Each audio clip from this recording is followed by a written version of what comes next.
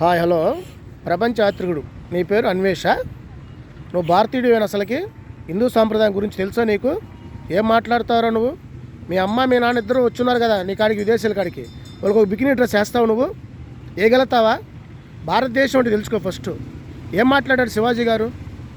అమ్మ ఉండే కల్చర్ని నీకు క్వశ్చన్ తెలుసా? జేడి లక్ష్మీనారాయణ మాట్లాడున్నారు, విను ఫస్ట్.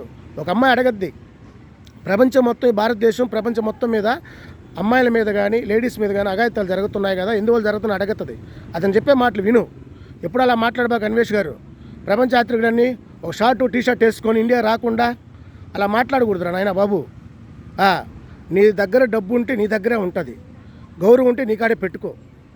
ఎప్పుడు కూడా శివాజీ మాట్లాడింది ఏంటంటే, ఇది భారతదేశం, ఇక్కడున్న కట్టు, ఒక బొట్టు, ఒక చీర కట్టడం కానీ, ఒక వస్త్రధారణ కానీ. సుష్మా స్వరాజ్ చూసావా? స్మృతి ఇరానీ చూసావా?